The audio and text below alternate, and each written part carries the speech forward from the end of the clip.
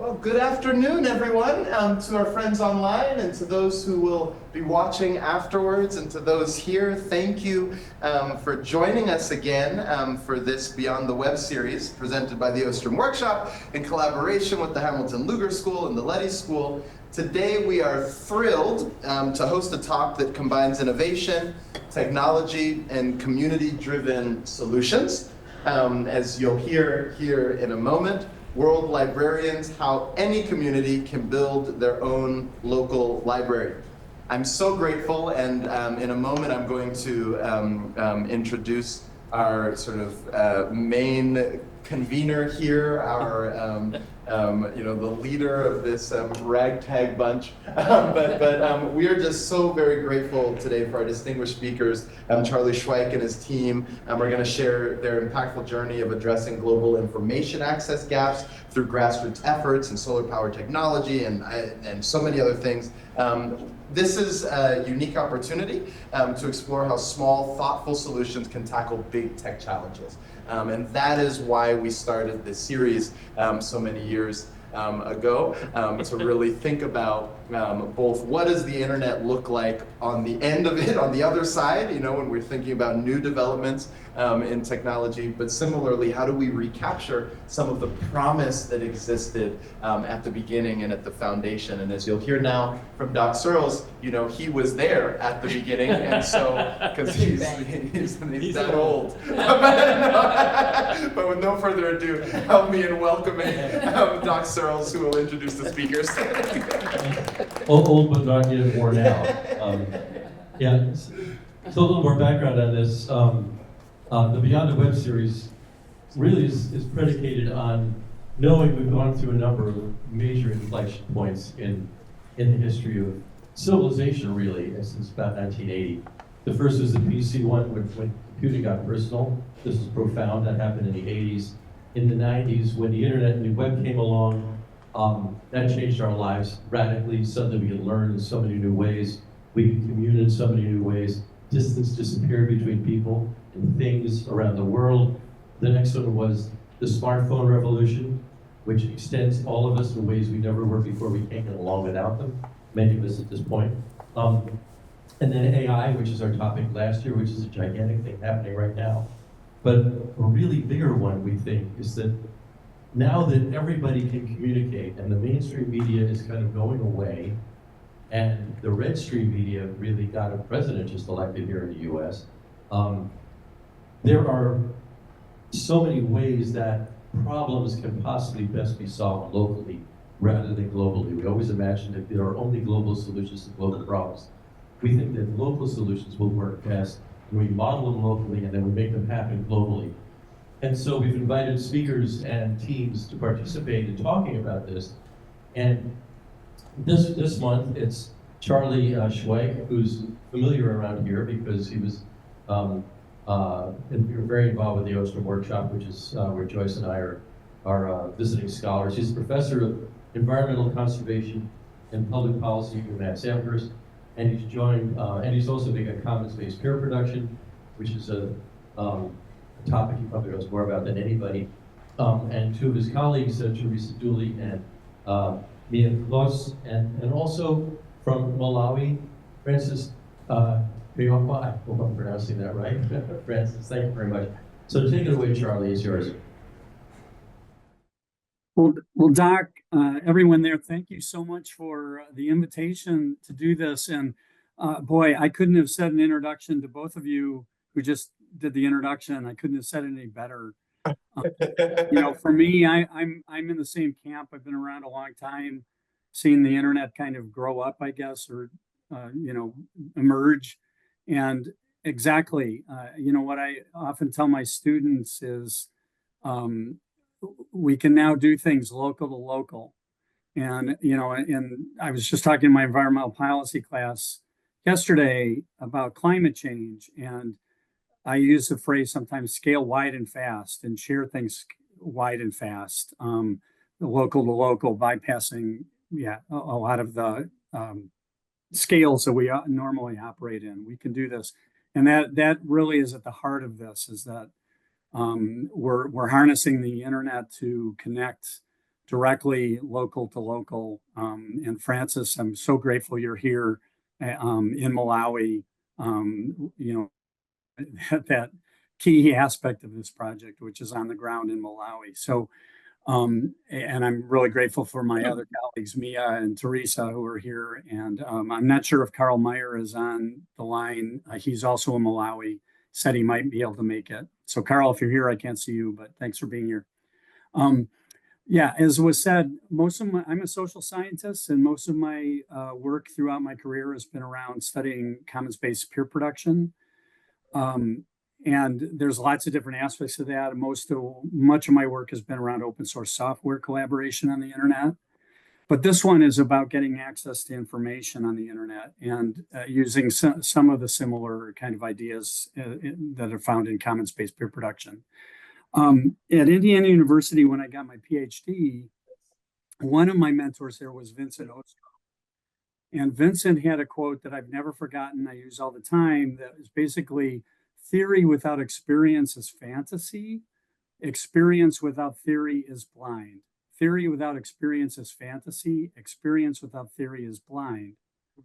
And I've used that throughout my career as a scientist, trying to do things on the ground, to learn how it works on the ground, to get that experience and how that might then inform theory.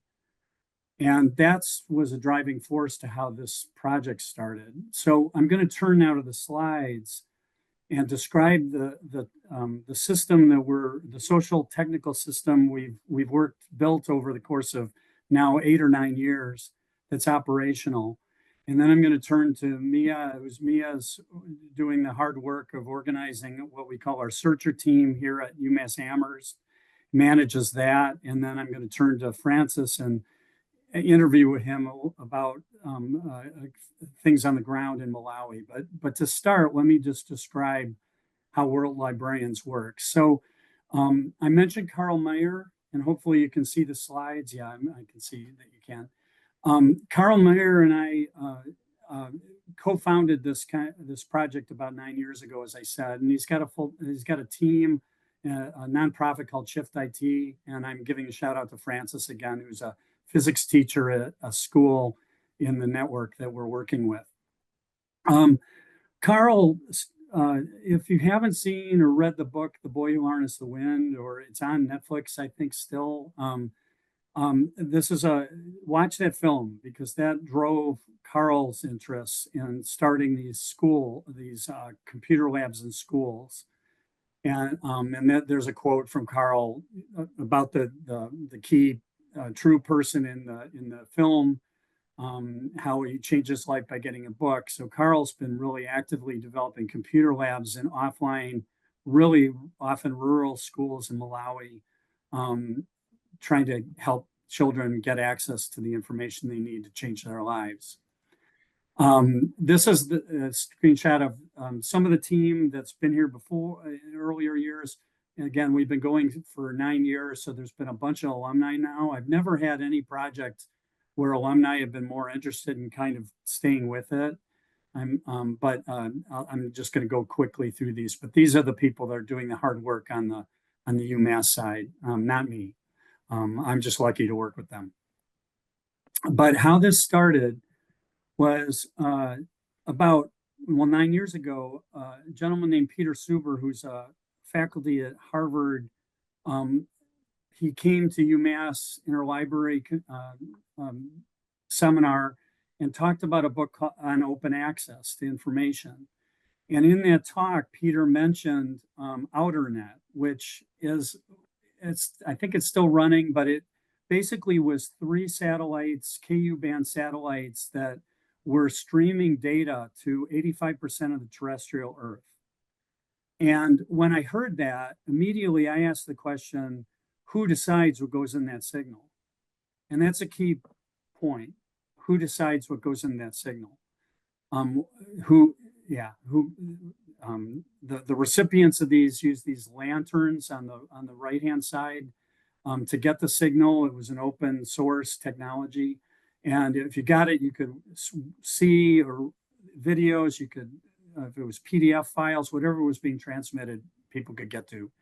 So I got interested in that, and I asked Peter Suber, who was helping Outernet, if I could talk to them because I wanted to ask that question.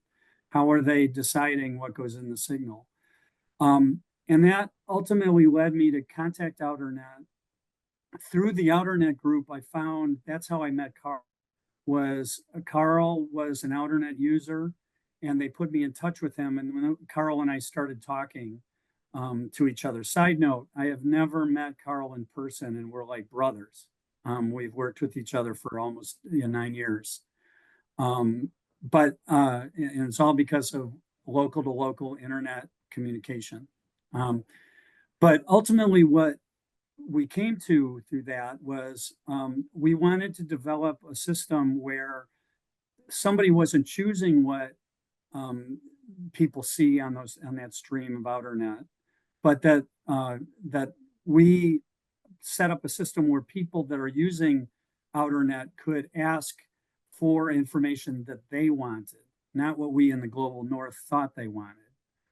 And there's a paper on this described in the link. And that's what started it. But now Outernet ultimately didn't, we weren't able to use that technology. So we turned to other technology. And let me just describe the technology we use.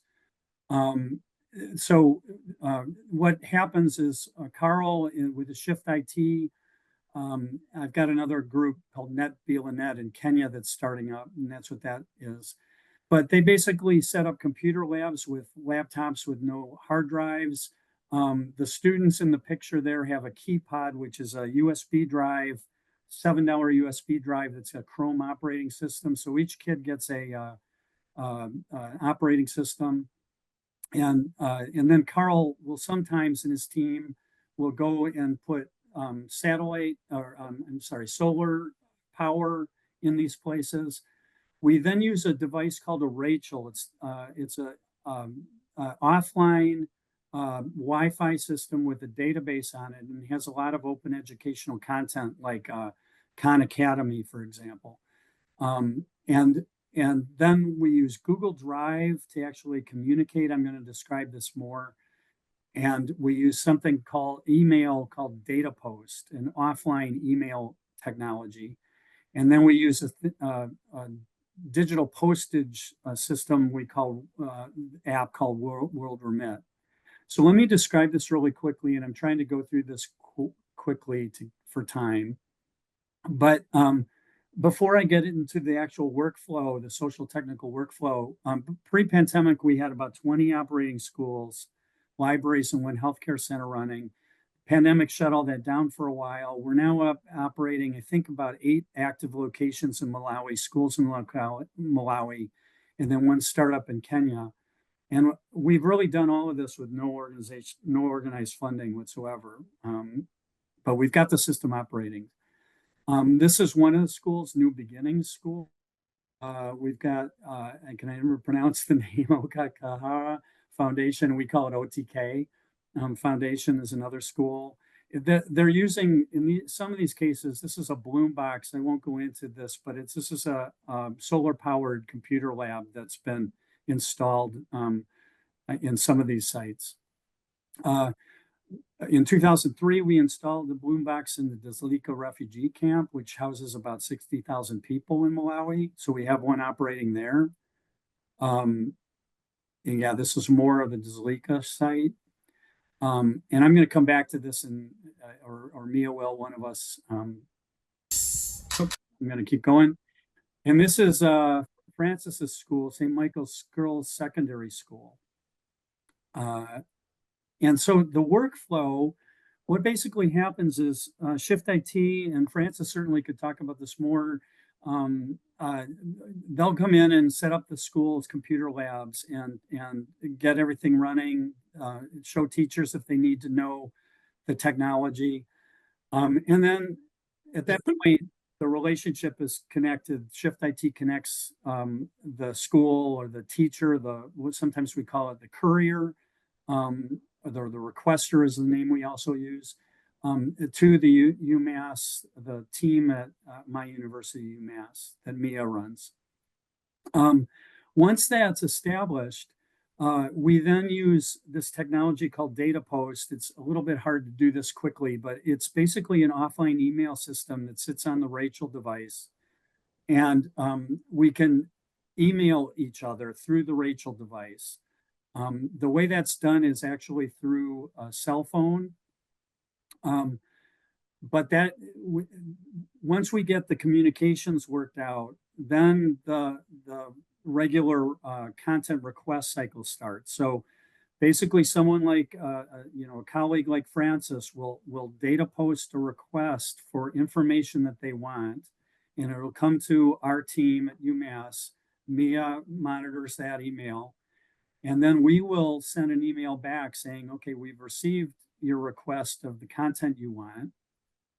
And then at that point, and Mia's going to talk about this more, but we then have a searcher team on our end that looks for open educational materials that satisfies that request. So we're essentially acting like a librarian, and that's why we call it World Librarians. Once we have that, we then use either attachments via the data post email, or we use Google Drive to send the files back. And these can be large. They can be, often they're videos. So it can be on the order, I think on average, it's 10 megabytes. But we send that back to the requester.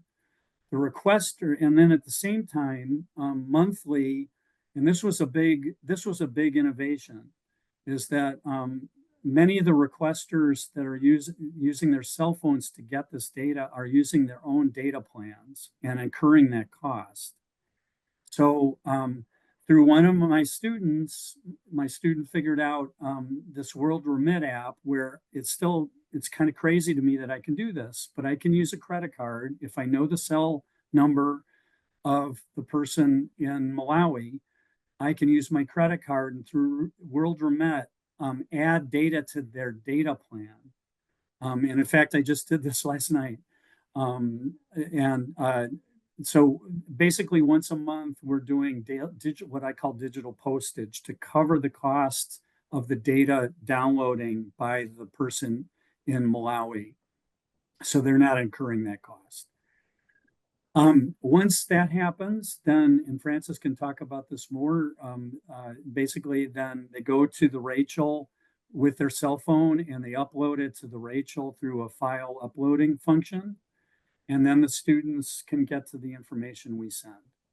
So, that, and then there's, sometimes this happens, not always, but we like to receive a message back from the requester saying that they received the content and that whether the content we sent worked or not, it was helpful. And that then might create another cycle where we look for more materials if we didn't find stuff that answered their question. So this slide is just summarizing what I just described. I'm now going to turn to Mia to take over, who can describe the whole management process of our searcher team. So Mia. Thank you, Charlie. So yeah, I am the request manager for the World Librarians team. I joined in about 2022 when I was a sophomore, and I've been a part of it ever since, and I'll probably be on that alumni list next May, so don't worry about me going anywhere. But my role, this is just kind of an overview of the different tasks that I have to do.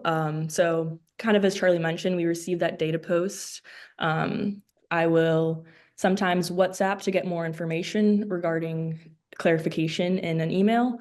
And then I am the one who kind of manages that request sheet that we have, putting in the request, assigning a search member, and occasionally me and Teresa both do reviewing licensing, converting videos if need be. And then I'm usually the one to send the videos back or send the materials back to our couriers. So I'm just going to show you guys the request management sheet. If you could, next slide. Okay, perfect. So this is a little screenshot of our request management sheet. We use this to kind of keep ourselves organized. We can see what data post on the left, if you can see on that column, that all goes to a different school. So depending on the data post name, it could be for Deslika, New Beginning Secondary School, or OTK. And then also in that middle column is where I can assign searchers, and we can also keep a status update on each search. Also the full request, we can always go back, make sure, double check if we're answering the request correctly or if we need more information. But this is a little bit of what our system looks like. You can go to the next slide. So searching for OER is something I didn't really know that I needed to do, or you would need to do, because for us, we have the privilege of being able to just Google anything and we have all of the information at our fingertips. But sending OER or finding OER can be a little difficult. So we typically like to use YouTube or Google to send things. We like to use visuals because it can help, like if we don't necessarily know the age range that we're sending to, or there might be some language barriers, visual like videos or pictures can sometimes help provide that information.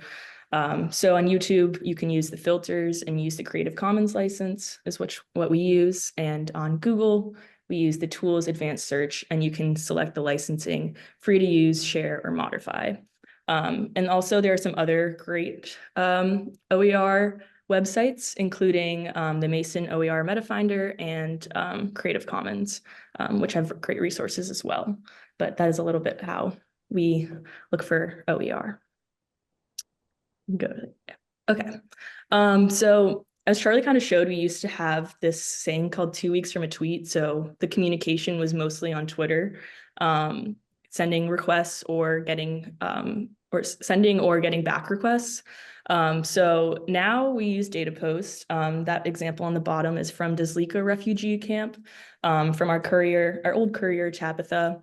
I think this is a great example to show the different types of topics that we can be asked. It can go from science to literature. And even on that fourth one, we have videos on how to make reusable sanitary pads.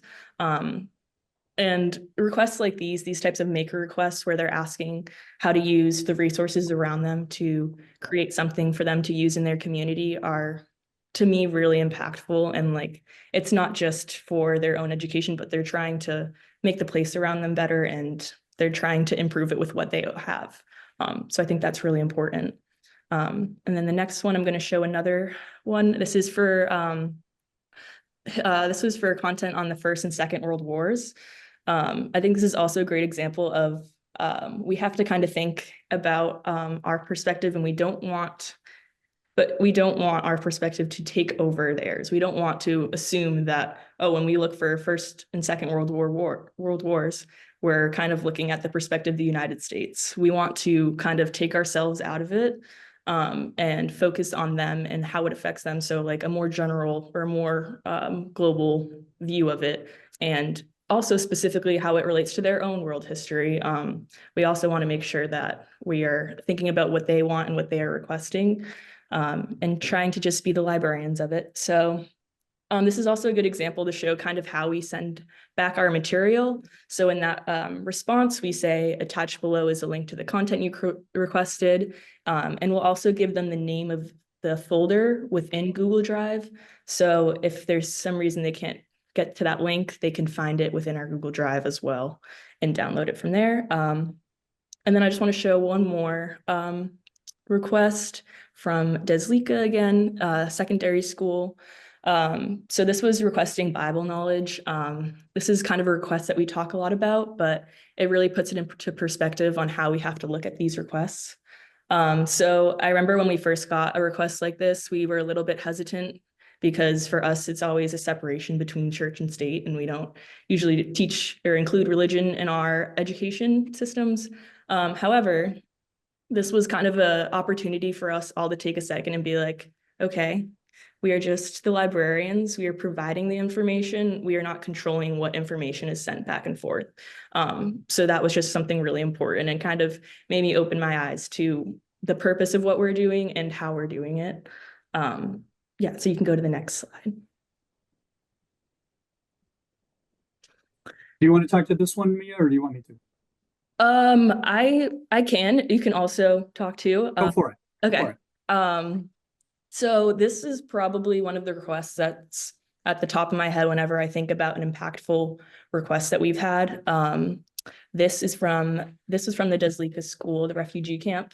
And they were asking how to make shoes out of trash, how to make a mat out of trash, and how to make toys out of trash. And because they were near a landfill, these resources were around them, and they wanted to use it, like that maker shift, like wanting to use it to make something else. So for me, this request, it will always stick with me, and it's really, it's something different that we haven't received before, but it really makes you realize like what we're providing them and what they are able to do with it. But if you want to add any more, Charlie, you're welcome to. That's good. And I'll just, I'll close with this one if that's okay, Mia, and Yeah. then we'll get to Francis. Deslika also, requested a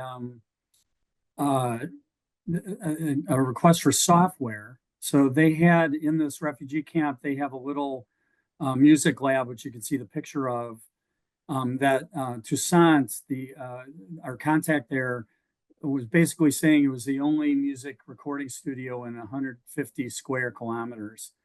But they needed software to actually edit videos, music videos. And so one of our team member students found DaVinci Resolve, which is a freeware, and we actually transmitted the software to them. They installed it, and this would be awfully fun to show, but I'm not going to. They actually created dance videos using the software we submitted. So that just was an example of transmitting pretty much any kind of digital content, which is nice. But let me, is it going to?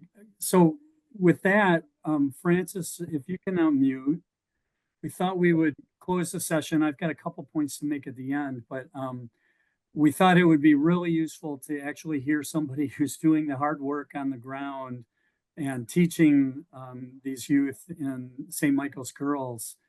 And so, Francis, can you introduce yourself and discuss the school you work in, and then your role there, and then maybe describe the role you play in World Librarians?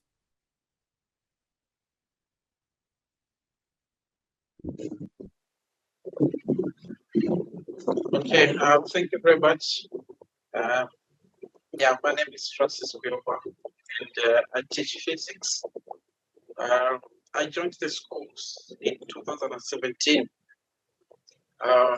St. Michael's Girls Summer School is a school that is located in Mabuchi district.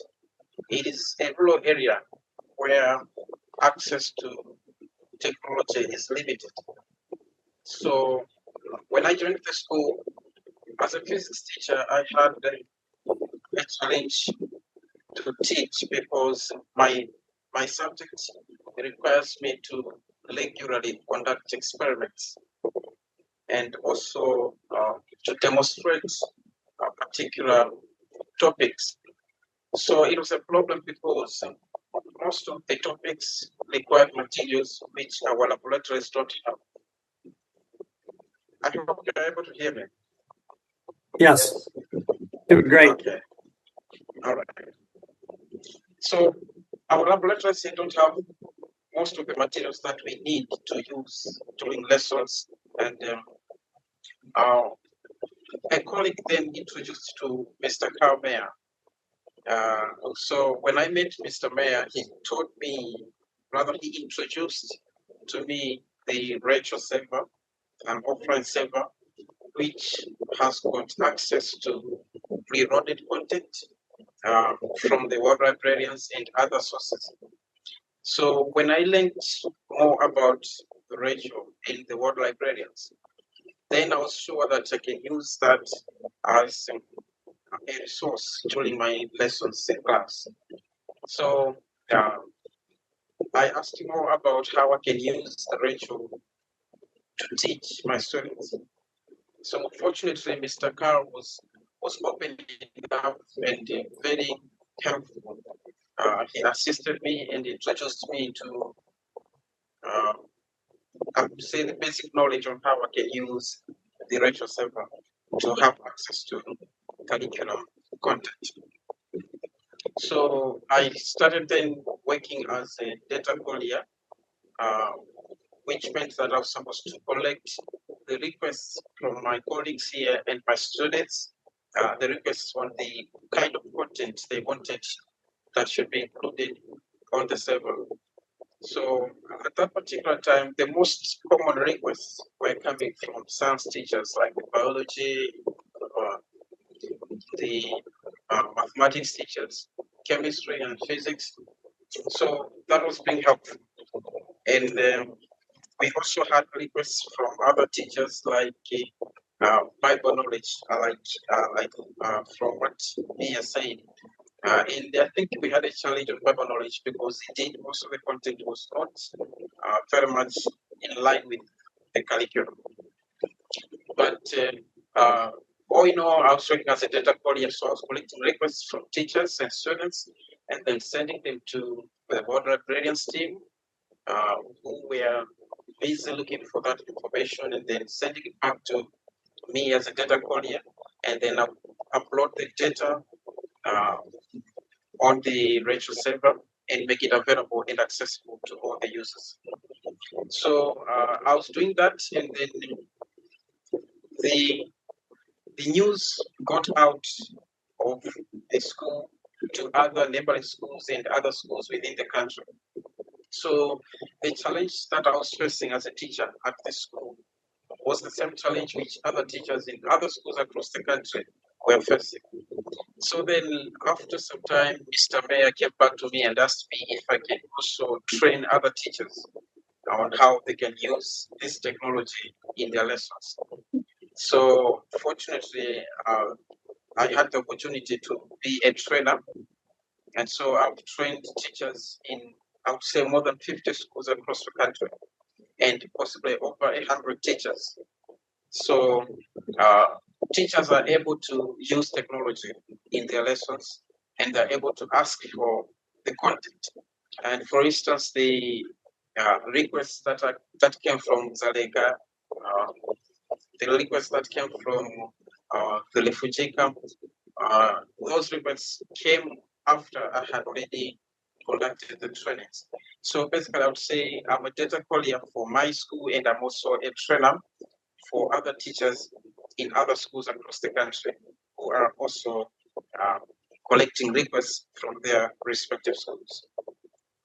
The major challenge with me as a trainer and also as a teacher is that in most of the locations where we conduct the trainings, there is a problem where some teachers have little or no knowledge about computers. So we have a situation where some teachers completely have no knowledge about computers.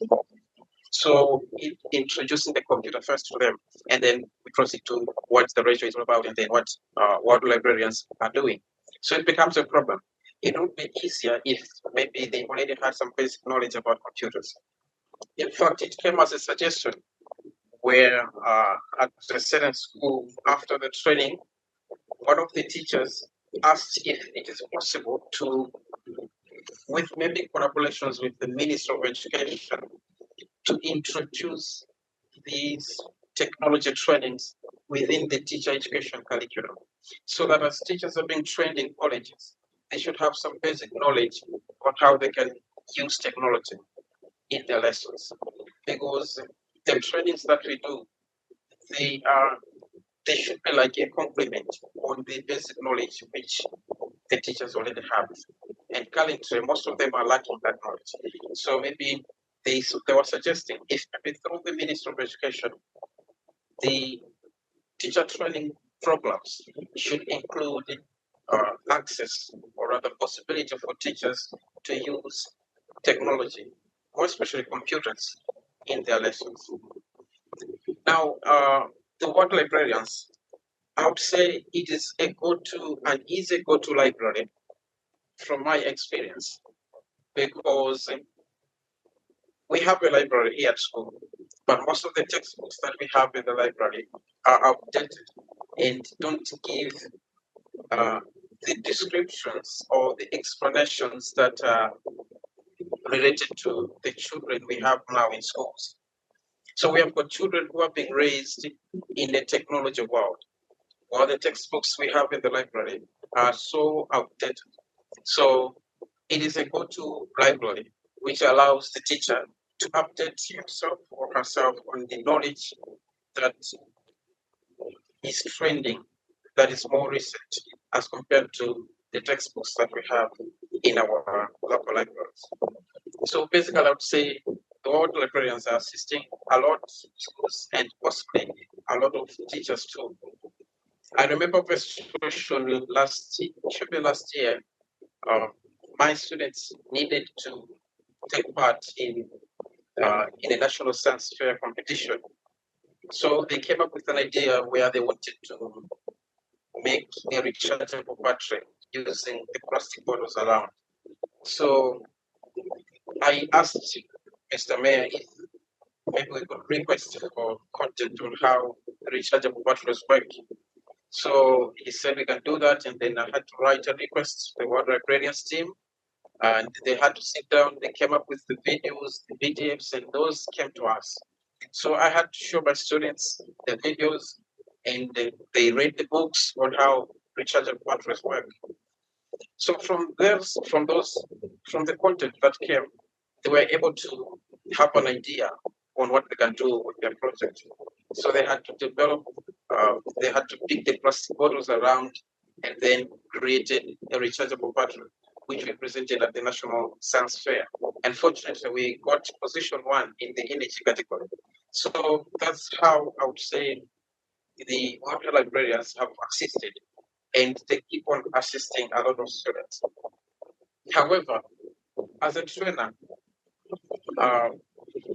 the challenge that I've observed is that the world librarians, the whole story has to do with the use of computers or maybe even smartphones. The challenge has been that our curriculum does not allow students to use smartphones. However, they are allowed to use computers in class and only during a computer subject. And then the challenge comes in where now that those computers in most schools are not enough, and some schools almost have no computers. Fortunately, through the Shift IT and other organizations, we have seen some schools being assisted with laptops, which is helpful. But we still have a lot of schools that don't have access to this technology, mainly because they don't have the usable computers. So I would say it is a very good initiative where the library gets close to the students, and for more videos, audios, or PDFs, it's much easier to understand for the local learners here, much more easier than the traditional textbooks. But there's still much more to do in relation to how that content can be accessed on the internet, on the offline servers using the computers. I think that's all I can comment. Francis, thank you. Thank you so much for that and putting that together in kind of short time period. I'll just close. I know we should stop for Q&A. I'll just close by saying, like I said, I have never met Carl face to face. This is the first time I think I've seen Francis face to face, and yet we've worked together for at least several years or more. So you're just doing fantastic work on the ground, and we're so grateful. To close, we've got some things about the future that we could talk about, but I think at this point, I'll just thank my colleagues for presenting, and let's open it up for questions. Let's clap one more time. Well, I have a microphone. Anybody in the room wants to give questions or comments? And of course, for those of you online, you can raise your hand. That would be ideal so that we can actually hear your question out loud. Does anybody want to kick us off? You do. I do actually. Okay, fine. I will kick us off. I have a couple of questions. Maybe just the first one is thinking about the sort of normative element of tools. I mean, this came up when talking, of course, about somebody making a more vague request, right? About saying, hey, send us information about the Bible, for example, but specifically through this lens. But similarly. When you're deciding what tools to send in the sort of more open and broad request, like how do you balance for the sort of necessary social and normative decisions that you're having to make about what to send, how to send it, how to contextualize it, et cetera. And I don't know if this is a follow-up or a precursor question, but how do, Mr. Kukuya, you were speaking about how the awareness of the outdated nature of some of the materials that you have. I'm interested in and I don't really know how to frame this correctly, but how does one come to the knowledge that those are outdated in those contexts that we're speaking about, right? So interested in sort of how we connect and maybe hearing a little bit more about the data courier and also the role of public engagement and all of that to sort of make this work. Yeah, I'll stop it. So I'm going to pause and let any of my colleagues answer first. Anybody have anything they want to react to in terms of that question? There was a lot to that question. Yes. Teresa, you want to go with the first part of it, which I think was, how do you assess kind of the kind of cross-cultural aspects of the Sure. I mean, I think it's really important to know that we're all still very much learning. I think that one of the really benefits of working with the students is that they're very much in that headspace where they know that they don't know everything and they're trying to learn. They're part of that club. A pillar of our club is making sure that we're giving them the information that they want. We're very aware of the power dynamics with the global north. And we have to remind ourselves constantly when we get these searches. And I know that the Bible request and also that World War request, both of those, I think that I was in the room when they came in, and I kind of encourage everybody to take a second and think about it before we dove in and started doing things. And I know we've changed the model of when the students, it used to be kind of like we'd get together and talk and then students would do requests independently. What we're doing now is students meet weekly in a room together and basically go through the requests they've received. So you've got multiple voices and perspectives that are kind of going through each search. And I think, and Mia can probably say more to that, but what I've, as a kind of the person that's watching it all happen, it seems like that has really been a positive step forward for kind of making sure that we are going through that together. And the different perspectives and identities in the room, even at UMass, can really provide a valuable perspective on what we provide back. And also having a feedback loop so if something didn't work, they can provide that feedback to us. And our goal is not to hit it out of the park every time. We really want to make sure we're delivering quality information that is helpful to them. So recognizing that we're learning as we go and that there's a regular feedback loop there too. And Mia, I'm not sure if you want to add more. Yeah, I agree. I think it's definitely a learning process. Like throughout these years, like as I do another search, I learn something else. And I think that like not every time we're going to get it perfect. We'll try to send videos and PDFs. Like we're trying to, I guess, get to like every type of learning style or like provide as much information as we can. But I think that like WhatsApp communication and talking directly to the couriers to get more information, or they can also, like Teresa said, like be like, this is great, but this isn't what we asked for, or like we want something specifically about this. I think it's kind of like a learning situation for like us and the school. Like we're kind of just trying to figure out how to best present them with information that is useful to them, but at the same time, we're kind of learning along the way what is useful or learning while sending information. So I have something to say, but Francis, would you like to respond to anything of the question before I do? Of course, yes, but I would say that the problem has been that the curriculum that we're using has not yet been, I would say, it's not open source, meaning that I have a document that guides me on what I have to talk about, even even something that doesn't have to do with, let's say, the Bible. For example, if the subject Bible knowledge requires me to talk about particular things, that means I have to focus on what the curriculum and the syllabus is talking about. So the requests that we sent, for example, if I asked for some content on the Bible knowledge as a subject, it means that I've not given enough clues to the Bible librarians on what particular topics to focus on in relation to the topic that I am requesting for. For example, let's say if I want, sorry, I'm trying to use an example in my subject, but those requests are mostly have to do with Bible knowledge. Yeah. So let me just give an example using my subject as physics. For example, if I want something to do with Newton's laws of motion, for example, then I have to be specific on which parts of Newton's laws of motion I want the request, the data to be sent. So it's a problem when it comes to Bible knowledge because the topics are they're too open. They don't go into specific issues that have to be handled on a particular topic in the subject. So I think that's where now there have always been problems when it comes to that subject.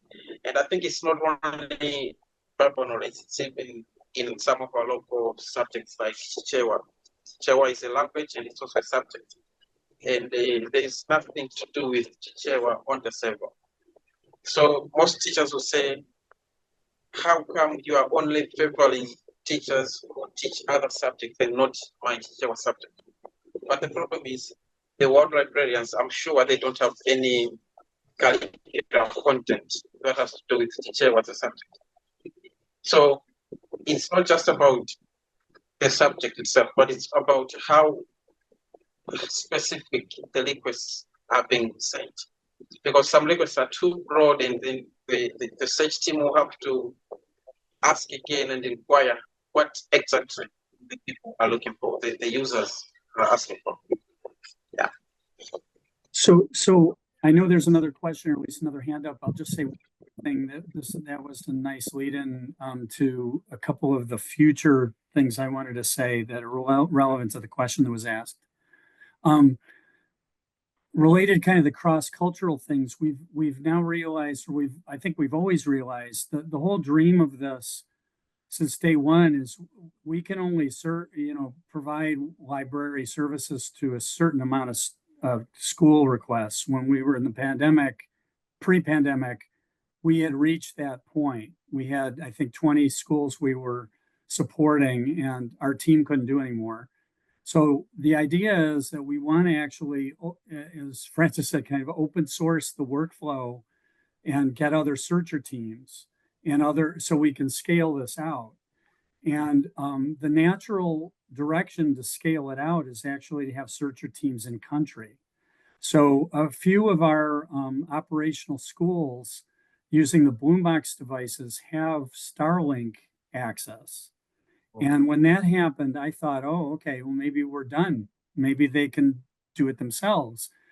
And a little bit to my surprise, we continue to get requests from those Starlink schools. But we now, like New Beginnings School, the courier there, Peter, we've been talking about possibly creating a searcher team there that has access and that we go through a training of how we look for things.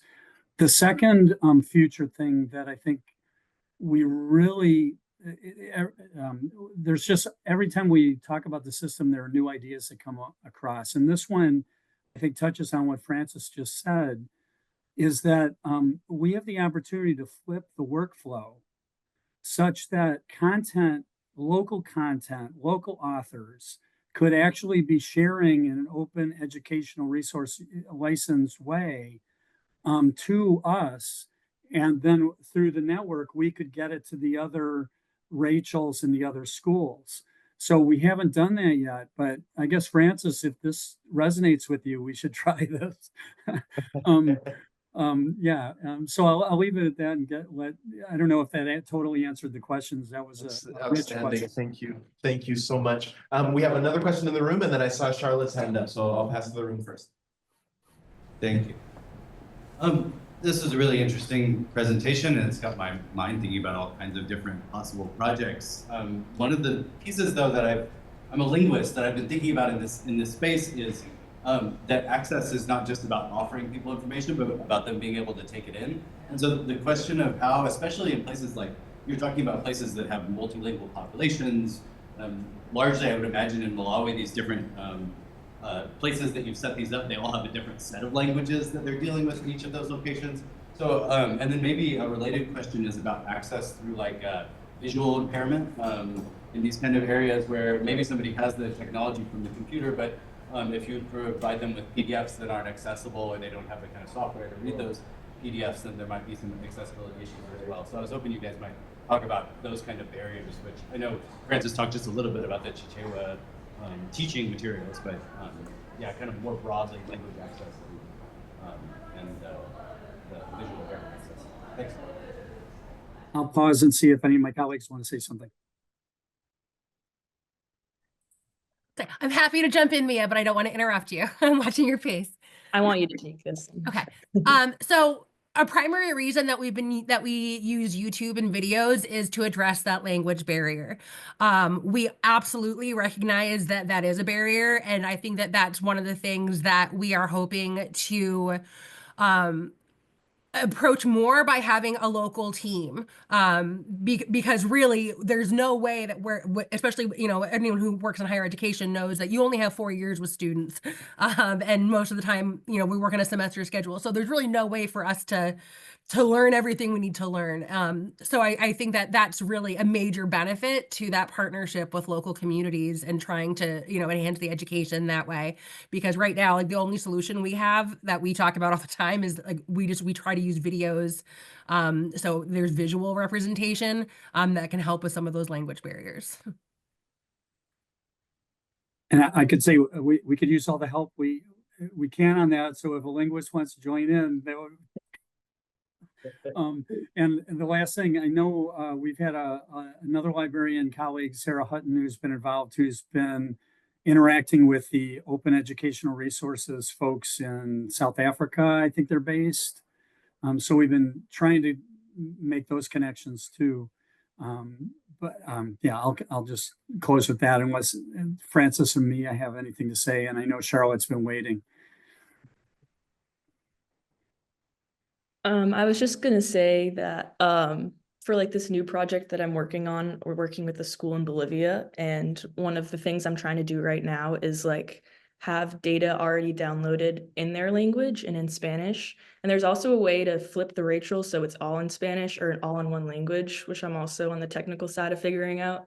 But I'm waiting to switch it to Spanish before I'm like completely confident in all my resources. But that's also another possibility is like I'm trying to like have like those downloaded resources. But again, that kind of goes back to like having the people there have that literacy to write and like and be able to publish where they can use those resources again. So yeah, it's a difficult thing to deal with, but we're kind of learning as we go, and that's a little bit of where I'm at. Here's a bit of a transition to Charlotte, because Charlotte and I are old colleagues. But one of the things we thought about is having librarians that have expertise in particular things, and language would be one of them, to develop a network of librarians that could help us build search teams. Chichewa is that's a harder one maybe, but other languages like Spanish and, you name it. Yeah, anyway, Charlotte.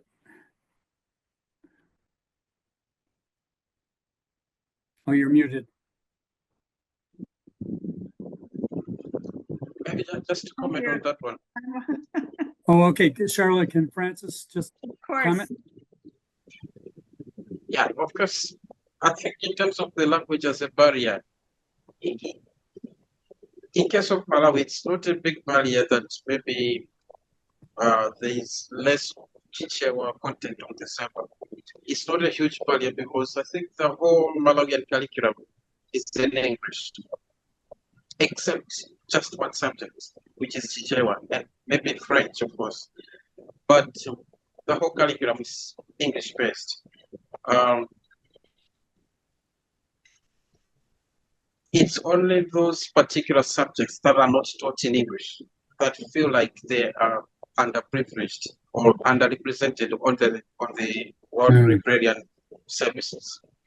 Yeah. So maybe as a collective measure, if possible, maybe we could have maybe a team that can take part in the World Librarians, but focusing on those other languages like Spanish, I think like Mia said, we can have maybe Spanish, French, and also Chichewa included, so that there could be several teams working on the particular content in different languages.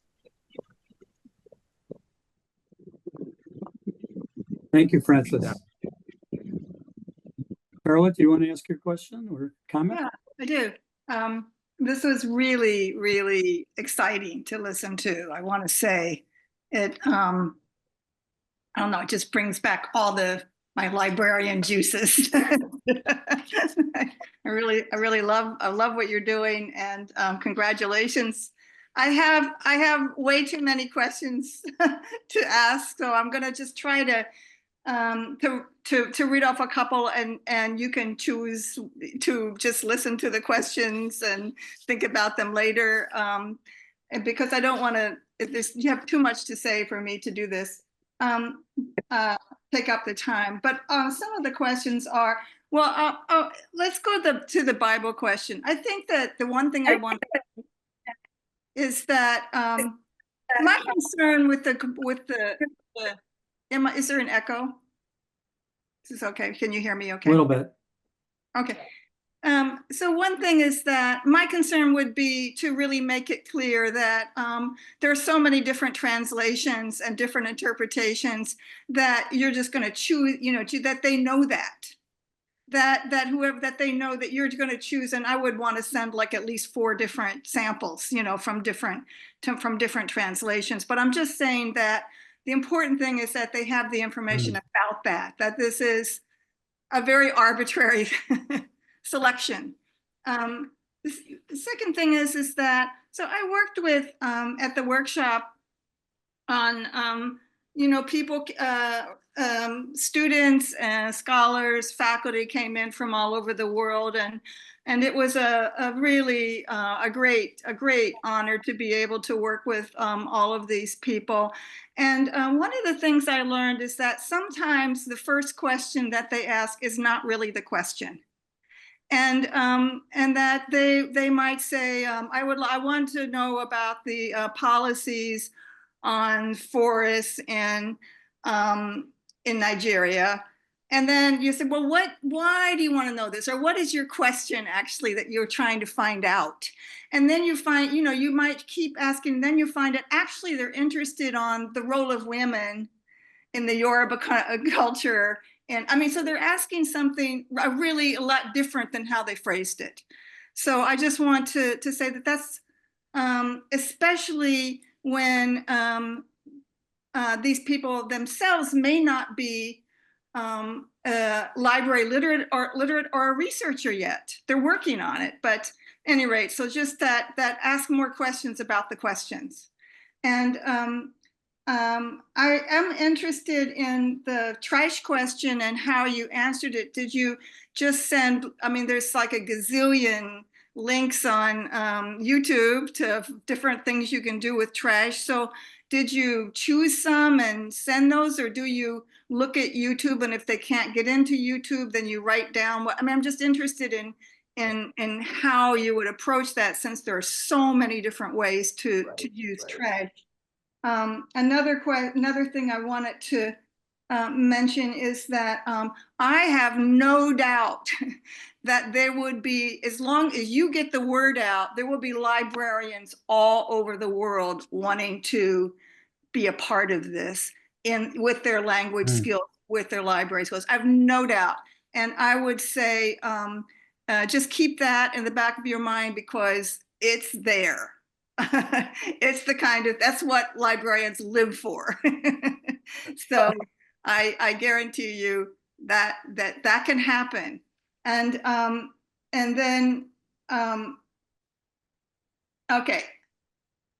I have one more, and that is, I know that you're probably exhausted from everything you're doing now, but I do want to encourage you to keep track of these questions and your answers and how how you delivered that material, because that will be a valuable resource for others, for other people in other areas. And so if you can at all stop to like keep those records and share those with each other and just and archive those, I think that will be invaluable to people all over the world.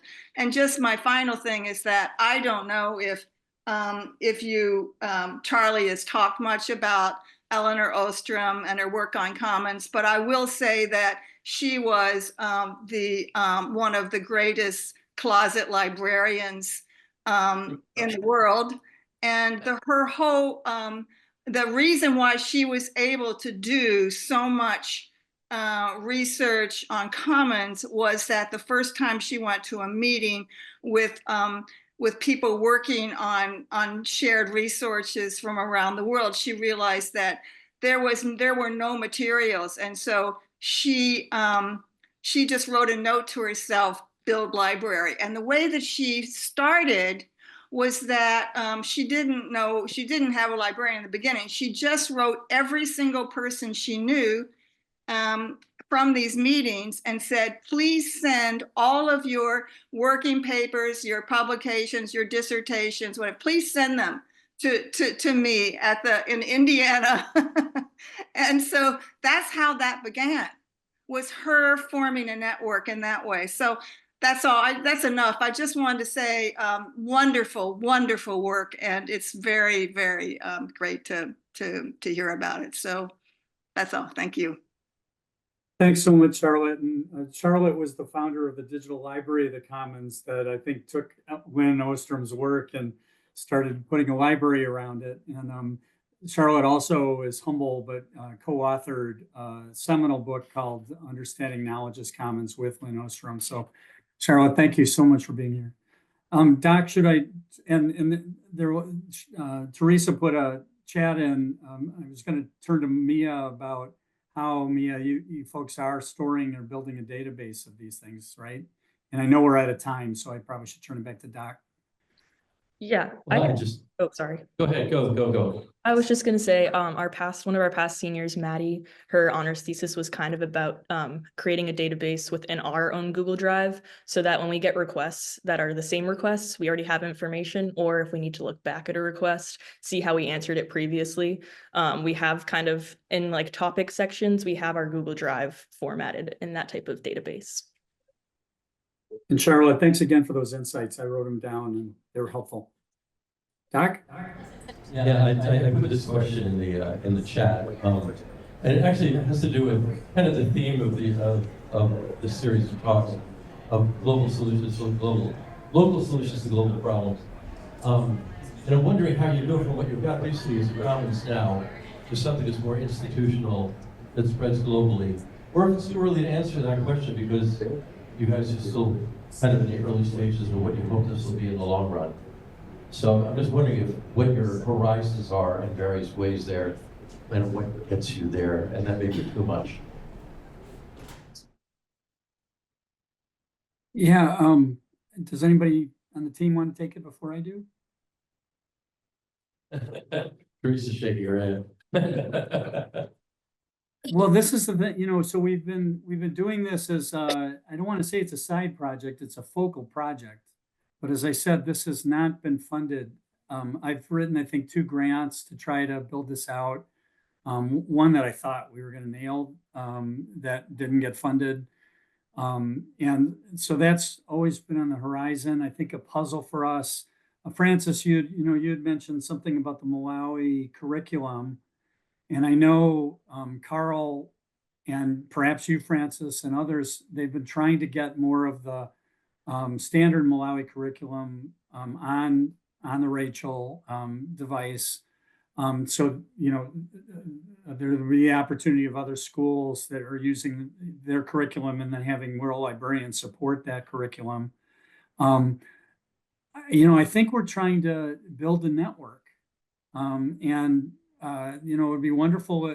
I had some conversations when I was honored to be at Indiana University last spring, and I had some conversations with, I think, your scholarly communications team. I don't know if that's the name of it, who seemed possibly interested in developing another searcher team. And I think the idea is to try to scale this out and build this out.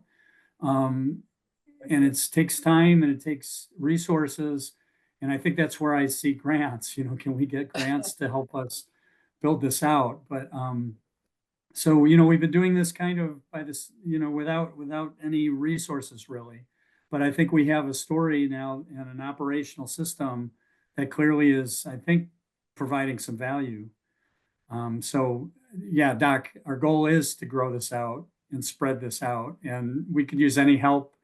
If there's anybody there that wants to help us try to do that, we could use it. Anybody else on the team want to say anything? Okay.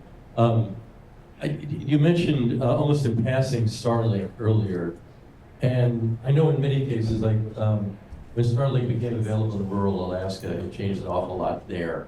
And I'm wondering how that figures in your imagining out how this networks.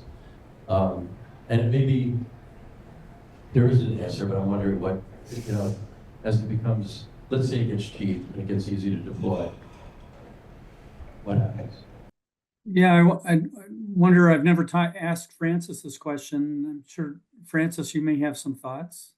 I have thoughts, but let me pause for you, Francis, in case you want to say something related to Starlink and how you see that playing out there.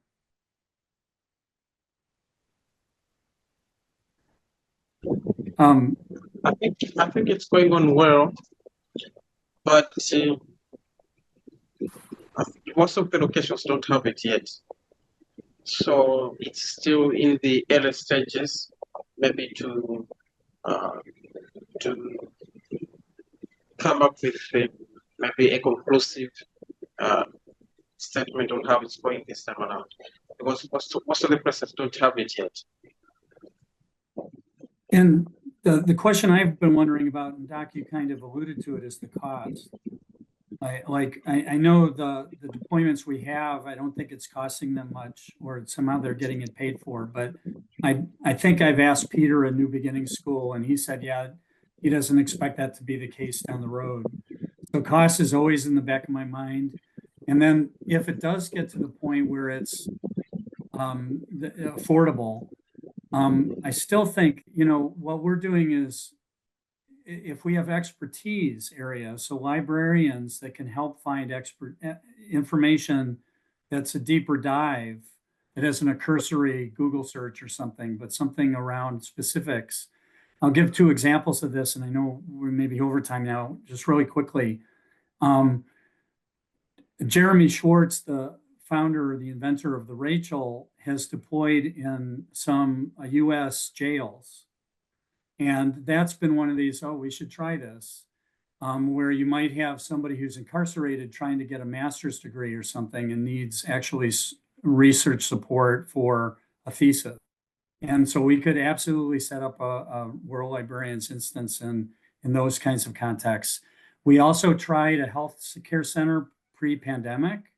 This gets me a little nervous because here you really need expertise on the topic area.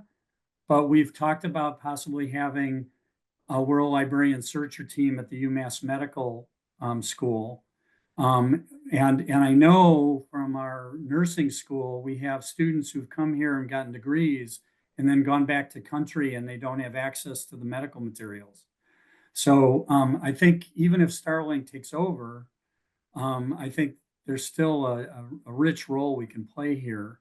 But it's probably more supporting deeper dives into content areas.